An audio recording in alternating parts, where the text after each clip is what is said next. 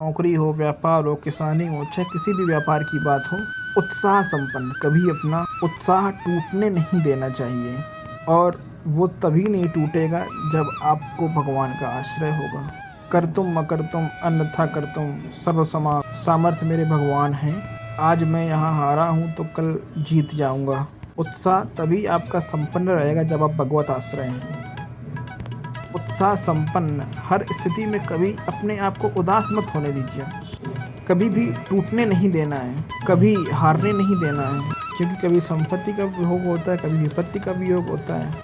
कभी अनुकूलता आती है, कभी प्रतिकूलता आती है, कभी जय आती है, कभी पराजय आती है। ये द्वंद्व चलते रहेंगे, चाहे कोई भी हो, सबके जीवन में आते हैं। पर हमें उत्साह संपन्न बनना है। इसके लिए भगवत आश्रय अंदर से चलना चाहिए। हरि शरणम, हे भगवान मैं आपकी शरण में हूँ। तभी आप इस मृत्यु लोक में उन्नति प्राप्त कर सकते हैं और उत्साह संपन्न हो सकते हैं। नहीं तो उत्साह सिर्फ अनुकूलता में दिखाई देती है, हार में उत्साह कहाँ दिखाई देती है।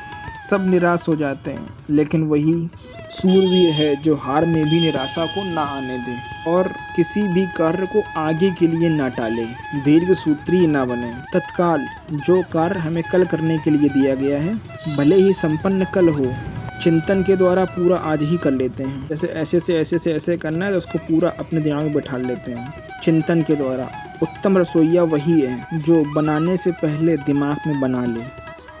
उत्तम कार्यकर्ता वही है कुछ भी कार्य करने से पहले दिमाग में उसका निश्चय कर ले। ऐसे ही मदिर सूत्रम, किसी भी कार्य को आप आगे की ओर ना टालें अगर इस संसार में उन्नति को प्राप्त करना है। जैसे हमें परीक्षा 1 महीने बाद देनी है, लेकिन अगर आज ही प्रश्न कर लिया जाए तो उसका उत्तर हम दे देंगे।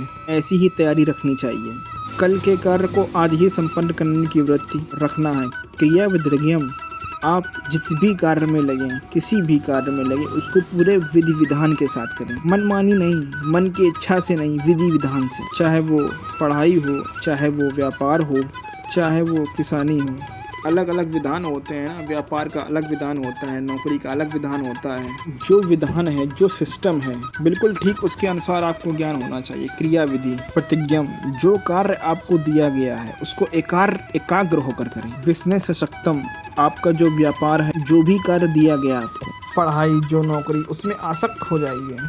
सांसारिक उन्नति के लिए अगर हमें आर्मी में जाना है तो जो कल हमारी परीक्षा होगी तो उसकी जानकारी करके उसमें आज ही हम पुष्ट हो जाते हैं। अगर इतने किलोमीटर हमें दौड़ना है तो 1 किलोमीटर और आगे की रफ्तार तय करते हैं। अगर इतनी ऊंचाई निर्धारित है तो उससे और ऊंचे।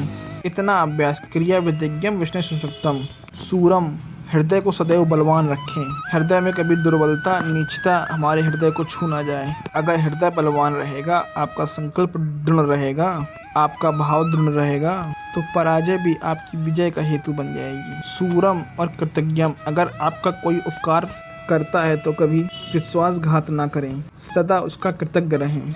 अगर एक बार भी उसने हमें कभी धर्म की शिक्षा दी, हमारे को बचाया, हमारे को वो सत्य मार्ग पर, तो सदैव कृतज्ञता जाहिर करें, कृतज्ञ रहें। हम ऐसा विश्वासघाती स्वभाव हमारा ना हो। दृढ़ सौहृदयंचय, पूरा परिवार या मित्र मंडली हम ऐसा आचरण करें, सब हमें प्यार करें। सौहृदयंचय कि यार ये तो अपना बंदा इतना विश्वसनीय है कि अगर कुछ भी हो इससे धोखा नहीं हो सकता। अगर ऐसे स्वभाव वाला व्यक्ति है, जो पद चाहे उसे प्राप्त हो सकता है। भगवान का आश्रय और इन लक्षणों का जीवनचर्य। अगर आप अच्छे आचरण नहीं करेंगे, पाप कर्म करेंगे, तो जो बची हुई सुख है वो सब नष्ट हो जाएंगे और जो भी अभी उन्नति का मार्ग है वो सब पतन की मार्ग की ओर बदल जाएगा। हम अच्छे कर्म करें क्योंकि पतन का नंबर आ रहा है। मान लो पाप का नंबर आ रहा है, पतन आपको गिराने की कोशिश करेगा, लेकिन आपका ये नया कर्म सदा ही आपको बचा लेगा, आपको उन पाप कर्मों से उठा देगा। भगवत आश्रय और सत्य आचरण करना, कभी भी निराश ना होना। देखो आप कहीं भी पराजय नहीं होगी। और ये बात अच्छे से समझ लो कि दिन और रात बहुत जरूरी है। दिन ही दिन रहे तो ठीक नहीं और रात ही रात रहे तो ठीक नहीं। ऐसे ही सृष्टि में दुख और सुख, जय और पराजय दोनों द्वंद्व हमेशा चलते रहते हैं। इनमें निराश ना होवे। कभी ऐसी भी परिस्थिति आ सकती है, दुखद ही दुखद वातावरण, धैर्य रखें। और धैर्य वही रख सकता है जो भगवान के आश्रित हो या भगवान का आश्रय लिए हुए हो।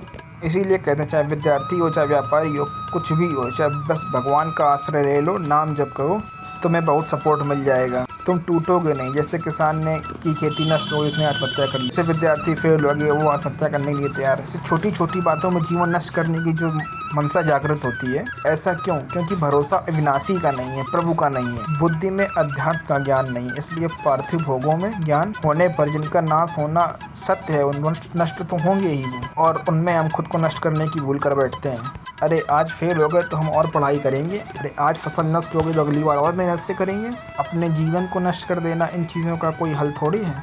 इसलिए अच्छे बनो, नाम जप करो, भगवत आश्रित रहो और इन बातों को समझो। राधे राधे, जय जय श्री राधे, जय जय श्री राधे।